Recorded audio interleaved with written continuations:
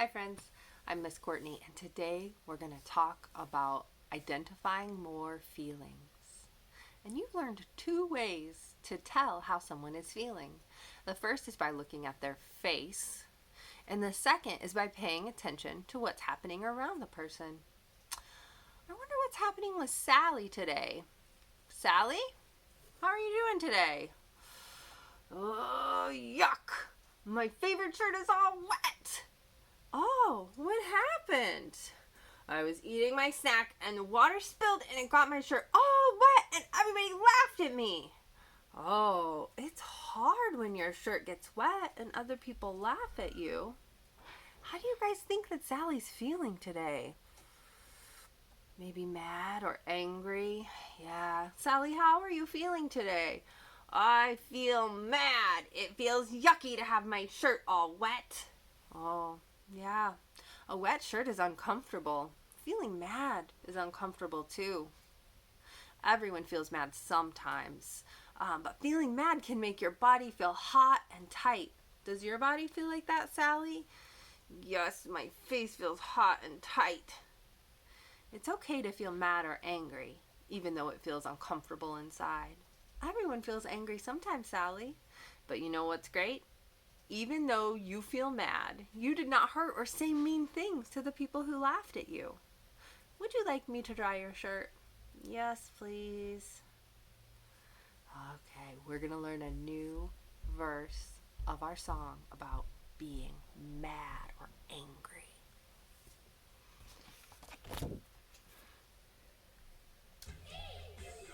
And you know it, stomp your feet. If you're mad and you know it, stomp your feet.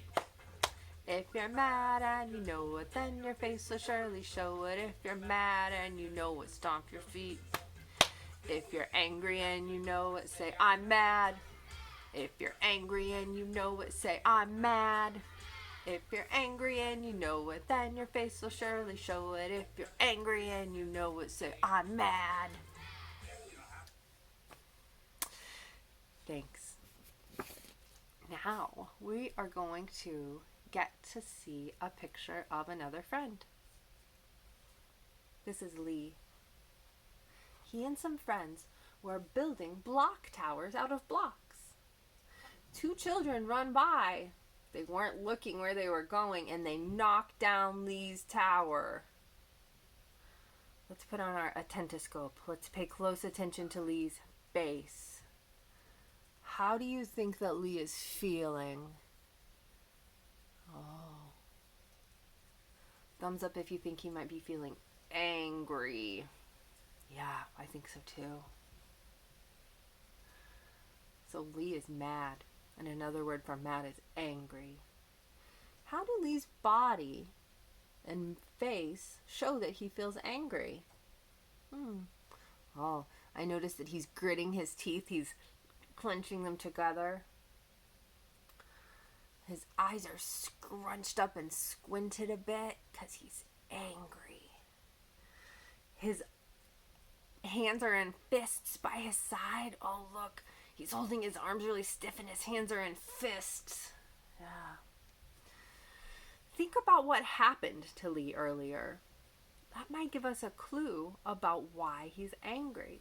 Does anyone have an idea about why Lee might be feeling angry?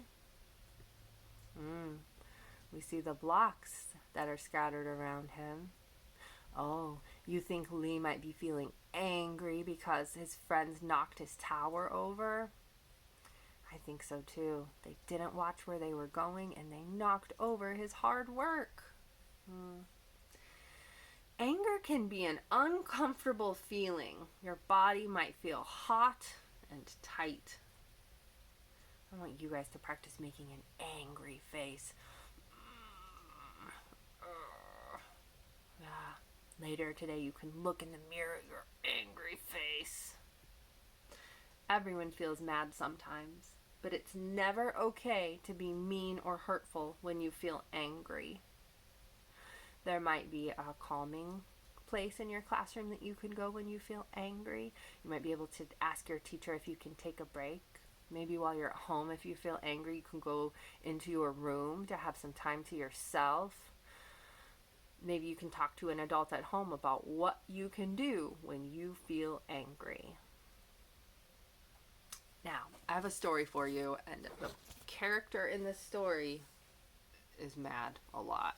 And this is called Alexander and the Terrible, Horrible, No Good, Very Bad Day. It's by Judith Viorst, illustrated by Ray Cruz.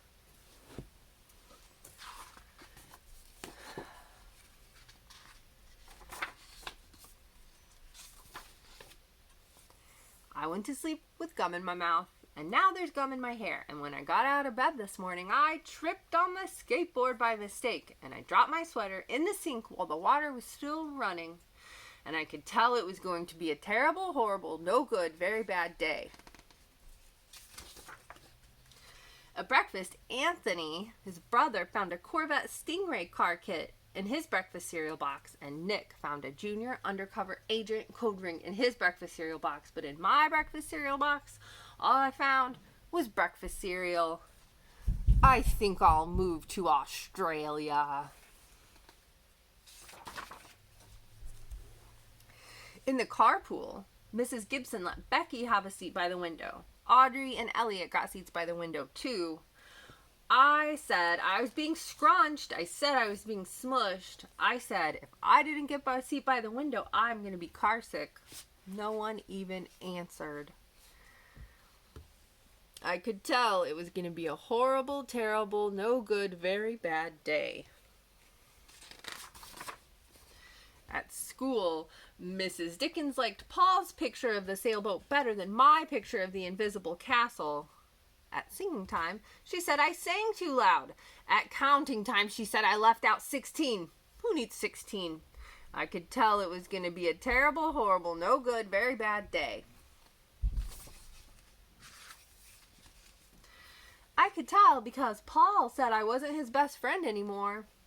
He said Philip Parker was his best friend, and that Albert Moyo was his next best friend, and that I was only his third best friend.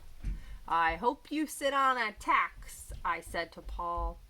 I hope the next time you get a double-decker strawberry ice cream cone, the ice cream part falls off the cone part and lands in Australia. There were 2 cupcakes in Philip Parker's lunch bag, and Albert got a Hershey bar with almonds, and Paul's mother gave him a jelly roll that had little coconut sprinkles on the top. Guess whose mother forgot to put in dessert? It was a terrible, horrible, no good, very bad day. That's what it was, because after school my mom took us all to the dentist and Dr. Fields found a cavity in just me. Come back next week and I'll fix it, said Dr. Fields. Next week, I said, I'm going to Australia. On the way downstairs, the elevator door closed on my foot while we were waiting for my mom to go get the car. Anthony made me fall where it was muddy, and then I started crying because of the mud, and Nick said I was a crybaby, and while I was punching Nick for saying crybaby, my mom came back with the car and scolded me for being muddy and for fighting. I am having a terrible, horrible, no good, very bad day, I told everybody. Nobody even answered. So then, we went to the shoe store to buy some sneakers. Anthony chose white ones with blue stripes. Nick chose red ones with white stripes. I chose blue ones with red stripes, but then the shoe man said, we're all sold out. They made me buy plain old white ones, but they can't make me wear them. Wow. His eyes are looking down. He's got a frown. I think he's feeling pretty upset. Mad, angry. When we picked up my dad at his office, he said I couldn't play with his copying machine, but I forgot. He also said to watch out for the books on his desk, and I was careful as could be except for my elbow. He also said don't fool around with this phone, but I think I called Australia. My dad said please don't pick him up anymore. It was a terrible, horrible, no good, very bad day. There were lima beans for dinner, and I hate lima beans. There was kissing on TV, and I hate kissing. My bath was too hot. I got soap in my eyes. My marble went down the drain, and I had to wear my railroad train pajamas. I hate my railroad train pajamas.